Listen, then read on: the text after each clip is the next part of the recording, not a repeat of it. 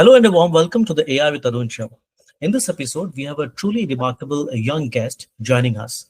This high school graduate has achieved what many people only dream of, which is being acceptance to every single Ivy League school that is applied for. And eventually, he chose Harvard as the next chapter. Not only is he an outstanding scholar, but is also known for his clear, impactful presentation and the ability to inspire others with his story. Please join me in welcoming someone who is already making a difference. Rohan Tyagi, a very warm welcome to the AI with Arun show. Thank you for that introduction. No, I'm extremely honored to be here today. Great. So Rohan, let's get started. So, you started your journey, you Heritage High School in Brentford.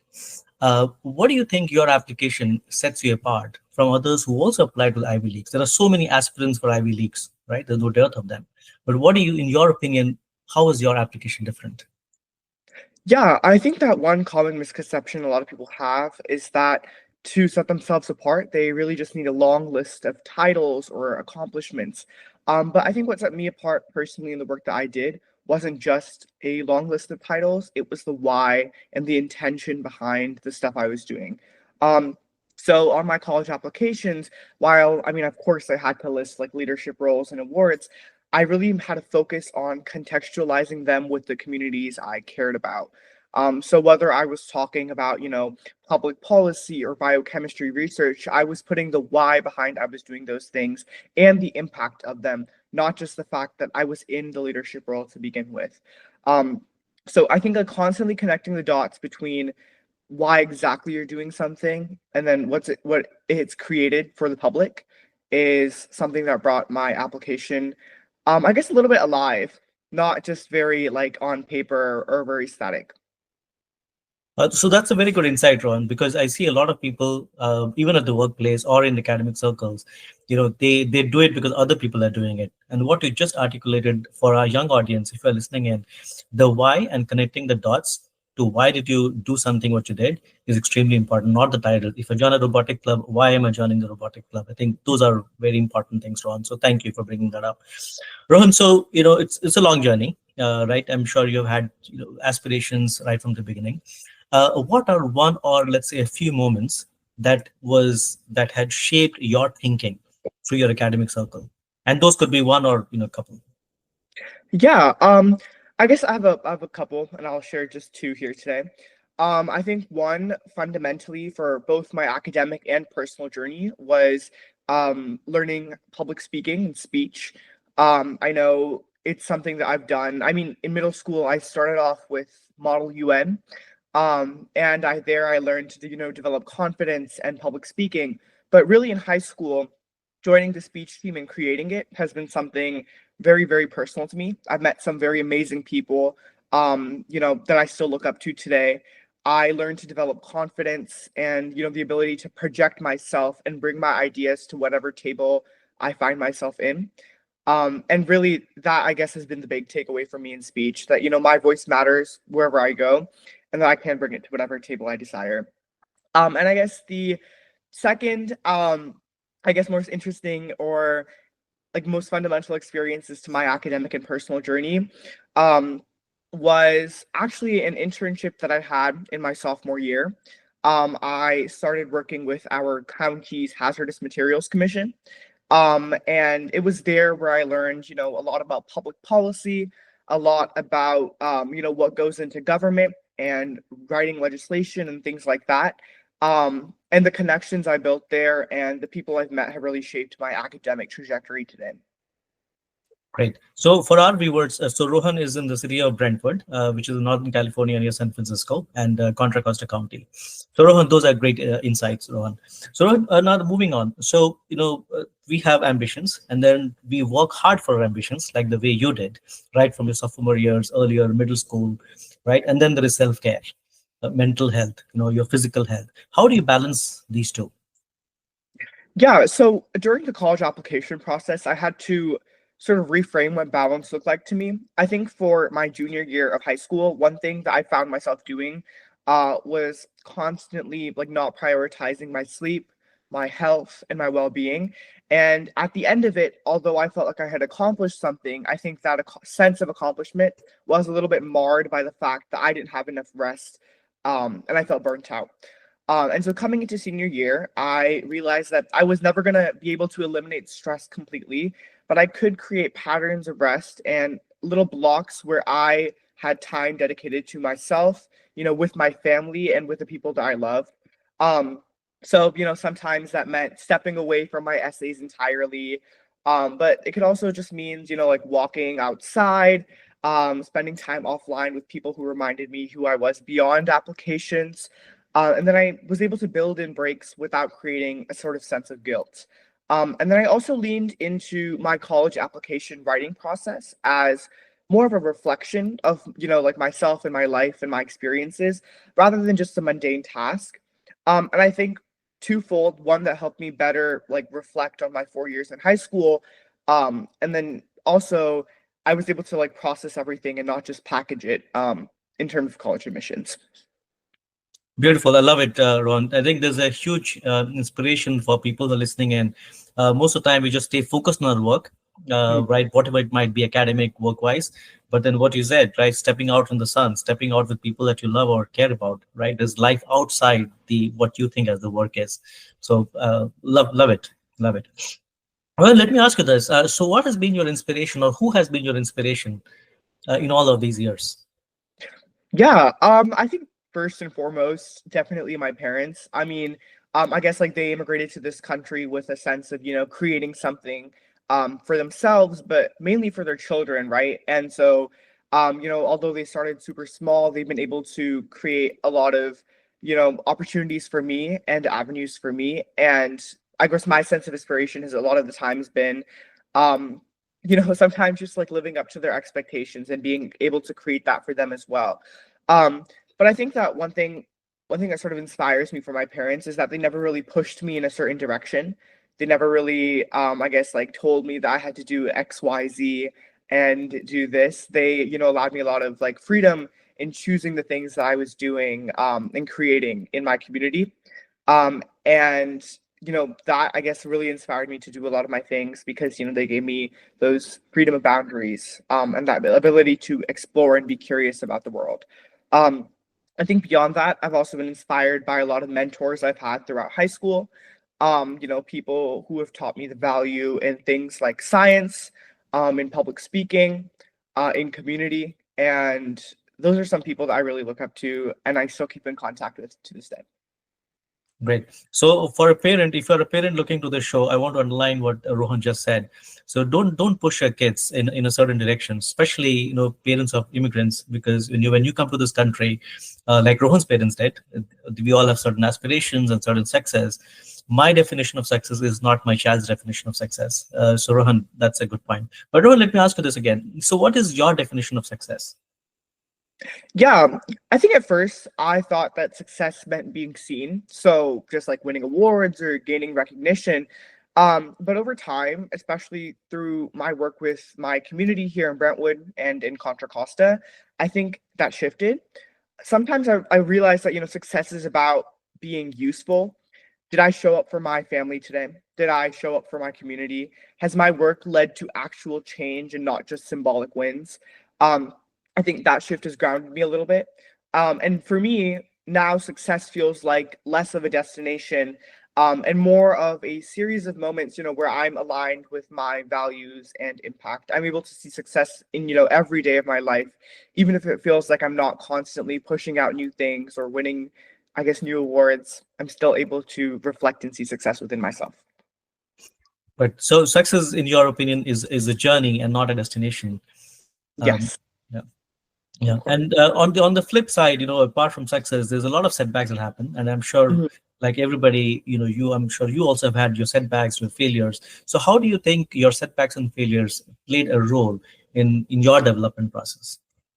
Of course, yeah. No, I have failed a lot. I've had so many proposals rejected. So many times I've, opened my email and my inbox only to find the very first one saying, "We regret to offer you XYZ," or "We're unable to have you do this." Community events fall apart. and I've had policy pushes that didn't gain traction. But one, I think I've stopped viewing failure, or I guess a rejection, as a verdict, and started seeing it as information. Um, in opportunities where I've had, I like to ask, are there things that I can improve on? Are there places where you see I could, grow? And in those places, I've been able to learn, like, what didn't work. What can I build differently? And I think from this, one of the biggest lessons that I've learned in my life is learning to listen more. I think failures taught me a little bit of humility, not to assume that I always have the perfect answer, the perfect resume, or the perfect solution, and to co-create, collaborate, and work with others ahead. Wow. So never be afraid of failures. Failures are a part of the development process. Take them in the stride. And as Rohan said earlier, success is a journey, not the destination itself. Of course. So Rohan, let's shift gears a little bit. Let's talk about AI and technology. Um, Yes. there's a lot of discussion going on in different circles about the role of AI, in particular after ChatGPT came in, and now there's Gemini, there's Claude, and there are so many others, and they will keep coming in, right? This technology will keep going on and on and on. So, in your opinion, how should students and generation of your age in particular should be thinking about AI and technology in general? Yeah. In terms of students thinking about AI and our generation's approach to, like, learning and problem solving, I think it's twofold. It's a little bit of a double-edged sword. AI is making learning incredibly accessible, but also a little bit more complex. Um, we can learn faster. We can synthesize across academic disciplines and also get feedback in real time. But we're also being asked to do something, I think, which is incredibly important in the modern age, which is to sharpen our judgment. What is real, what's bias, and what's ethical. For our generation, AI is a tool, and it's also a test of integrity. We have to learn how to use it without, like, outsourcing our voice or critical thinking. Um, and to me, I think that means understanding, like, the limitations of AI, and using it in places where it's necessary, because as you mentioned, like, it's unavoidable. It's in every educational context. Um, I guess I'll share a personal example. This year, my English teacher, sort of, she gave up in the middle of the year. She was, quite frankly, like, I mean, AI is unavoidable, and I assume that a lot of you use AI, so I want to help you use AI within our process, but we need to use it with integrity and honesty. And so what we were able to do is develop this sort of framework where we sat down, we created our ideas ourselves, and we focused on the critical thinking aspect of essay writing. But we put that into tools that could sort of help guide us with the essay writing process, maybe give us hints and push it in certain directions, rather than doing the writing for us or developing the arguments needed in the first place. And I think that is really the balance that's needed. We need to keep our critical thinking, but help use AI to maybe eliminate repetitive tasks, or do the small, when like fix the small mundane problems that might hinder our academic abilities. No, that's great. That's good. That's a wonderful example, even for teachers and people who are in the academic circle, for them to think about how they, as teachers, and should be thinking about AI. Because you're right. I mean, students will use AI, like it or not. Exactly. Yeah. Yeah. Yeah. So, in your application process, how did you use AI? Let's talk a little bit specifically about your application process, in particular to the Ivy Leagues. So, how did you? And the second part of my question is, what advice would you give to aspiring students who want to go to any of the Ivy Leagues in terms of how should they be using AI responsibly? So, two part of that question. Yeah. I think when I was looking at my own applications, and I'm guessing debating involving AI within them, one of the first things I had to realize was that um, I had to get my own ideas across and my own, personal experiences. Um, I've, read a couple applications in the past, help people out with their applications. And what I tend to notice is that those who involve AI at the very beginning of their application process tend not to have essays and critical reflections that help me see them more meaningfully, if that makes sense, or help me understand who they are as a person. And so at first, I completely focused on using just my own experiences, my own words, and writing everything that I needed to. Um, so that was the first step in all my essay writing processes.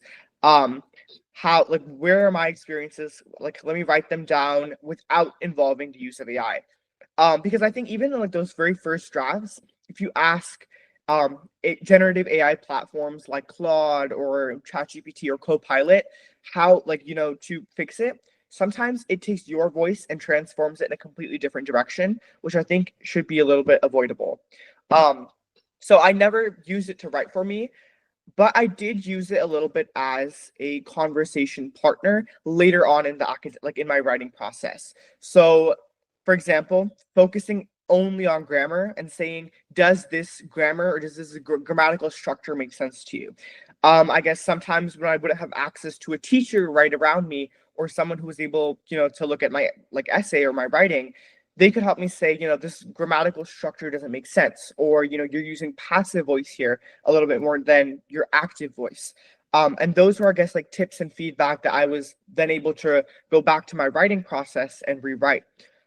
So I, helped it to sort of refine my essay structure, my grammatical ideas, and push a little bit through those blocks where I just couldn't figure out how exactly I need to frame things. Um, but I would highly recommend, you don't use it for generating ideas or writing for you, because at the end of the day, the college application process is to hear who you are as a person. And AI can always help you maybe hear your own voice a little bit clearly, but it can never generate that voice for you. Wow, I love that answer, Rohan, because what you just said is write your own story, Right. right? But if you're a student or a parent listening to this, right, write your own story, but use AI to bounce off, small little ideas here and there. But your story has to be your story, not ChatGPT story or a ChatGPT or a Claude inspired story. So wonderful, love that answer, Rohan, and I sincerely hope that anybody who's listening and adopts this behavior and this pattern as they think about writing their own college applications. Of course. Wonderful. Yeah. So Rohan, let's talk about the journey going forward. So in a couple of months, you'll be in Harvard. So first of all, how does it sound like to be in Harvard? You've visited the campus already. How does it sound like to be in Harvard? And two, what are you going to study there? Of course. I think one, it sounds like an incredible honor and privilege. When I like when I was growing up in this country, I guess like higher education has always been something, that's like transformative or like life changing. And being able to attend, one of the best, I guess, academic institutions in this country, I recognize comes with a lot of opportunities. I'm excited to really, take advantage of them and create what I do want to create in the world. And then, as you mentioned, what I want to study going forward at Harvard. I don't know. I'm still looking at a bunch of different fields. I'm interested in a lot of things, but currently I'll be studying economics as my primary major, and then also doing a secondary, which is Harvard's, I guess, like way of saying a minor. I'll be doing a secondary in environmental science and public policy.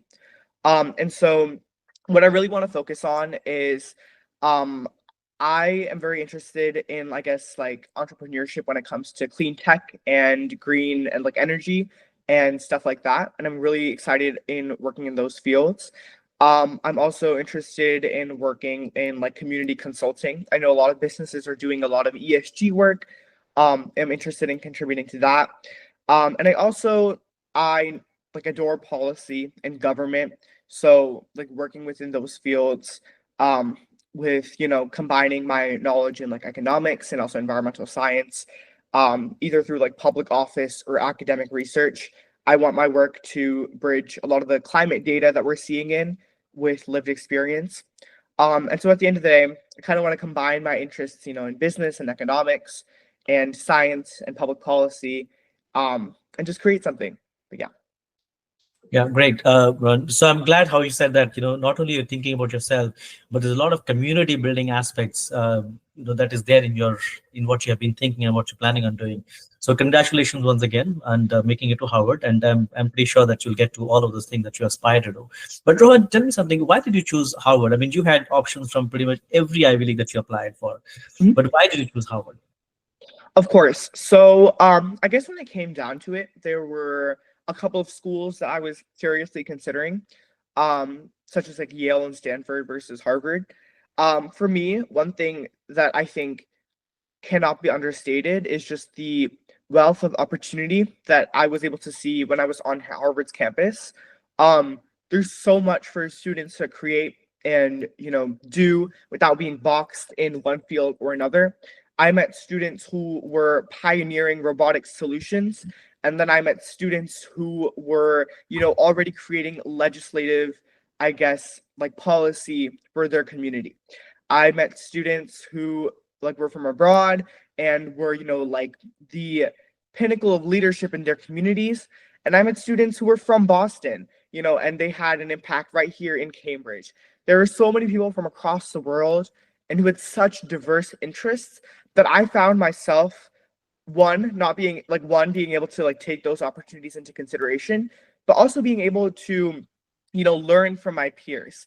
um and I think that's in like almost all these great like institutions. You'll find places like that, but I guess at Harvard was where I really felt like this is incredibly like diverse. This is a place that will push me in, from the left to the right, from science to government. And that's somewhere I really wanted to be, where I would have a comprehensive education in all fields. And so I guess while comparing my other two options, I think for Yale, it felt very, very liberal arts to me, very focused on the humanities. And for Stanford, very focused on STEM, very focused on entrepreneurship. But Harvard had that balance of, the two fields, and the people from all across the world. And it really felt like someplace I could call home. Yeah, wow. Okay, and I'm sure it's going to be a beautiful home for you, Rohan, over the next couple of years. So, well, if you had to, provide some advice to students who are still in high school and who aspire to go to any of the Ivy Leagues, what would your advice to them be? Of course, I think one, don't build your story around what you think colleges want.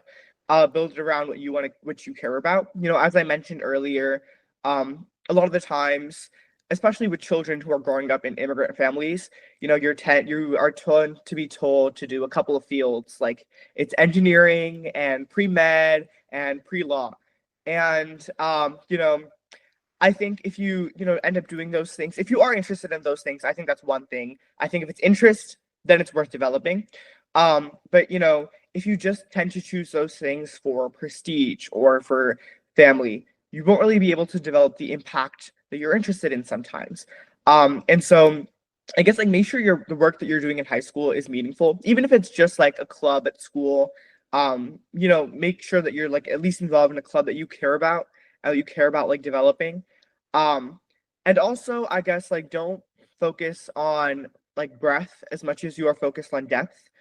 If you had the choice to be involved in 10 clubs where you're a member in every single club versus one or two clubs where you're focused on leadership and impact, the second option is going to be the better option every single day of the week. Authenticity is always better than showing off your performance for schools. And also, I think find mentors, find guides. There's thousands of people who have done the process before you, who have created the things that you're sort of interested in. And so if you can find, upperclassmen who've gone through the process, or, like a college mentor, there are a lot of free college guides out there. I know me and my friends are, trying to start something of the sort where we offer college consulting. Try to find some sort of guide. The internet is a great guide too. I know like AI tools are also a great guide as well. And then finally, I think remember who you are outside of college decisions is just as important as who you are on paper. Sometimes decisions don't go your way because it is very unpredictable, but that doesn't define your worth. You're always more than a college decision, and I think that's always important to recognize. All right. So Rohan, I'll just underline what you said for the audience. So for people who are looking to have a mentor or a coach to figure out how they should go about planning for the Ivy League application, Rohan and his friends are starting something, and absolutely, there feel free to reach out. This is an open statement to all the viewers and the parents who are listening. So thank you, Rohan, for doing that great service to the community. Of course. Okay. So, Rohan, one quick thing, and that's sort of goes unnoticed a little bit. The communication skills, the ability to express big ideas in small parts, or in modular parts that make sense to everybody. All right. Mhm. Public speaking. How have you gone about preparing for those kinds of skills? Yeah. Um, to any high schooler or any parent of any high schooler, middle schooler watching this, I think, as our uncle mentioned, public speaking is the number one skill to develop when you are in middle and high school. It's it's what gets you to communicate complex ideas clearly and efficiently, and it's incredibly important. Personally, I always start my public speaking, um, with a little bit of like preparedness. I'll write some notes down. I'll write, my personal experiences down, things I want to communicate efficiently. Um, and I started to realize one thing over and over again, whether I was giving a speech in a speech and debate competition or speaking to my local city council members, people don't remember statistics, they remember stories. So I started practicing framing data in terms of impact. Um, I started bringing my personal stories to whatever I was speaking on, even if that was, a speech that recently I was doing a speech competition on AI, and can AI be our friend and foe? And so, even though there are so many statistics proving that AI is a beneficiary to us as humans and can help us as a tool, I started with a personal story, right? Because I think that helps people understand what you're talking about more efficiently than some statistics. And then I think the other important point is to seek feedback constantly from, like your mentors, your friends, and even strangers online to see if your words land. Sometimes I'll practice my speeches in front of my 9-year-old sister, and she'll tell me it's this or that, but I have a better understanding of, how my words resonate with people who might not even understand what I'm trying to say. So I think practicing your speech in front of people is always a great tool. Wonderful. So practice is important, and like Rohan said, statistics is great, but eventually it's people's stories that matter. So with that, we'll come toward the end of the show, and this has been Rohan's story. So Rohan, once again, congratulations to you for making it to Howard and to every other Ivy League. You are such an inspiration, and I'm pretty sure you'll continue to be an inspiration for anybody who chooses to follow your journey. So thank you for sharing your journey, Rohan. Yeah, thank you for having me on here today. I've loved, answering these questions and hopefully being a resource or a tool to anyone who is in the same boat as me or, similar situations. Awesome. Great. Thank you, Rohan.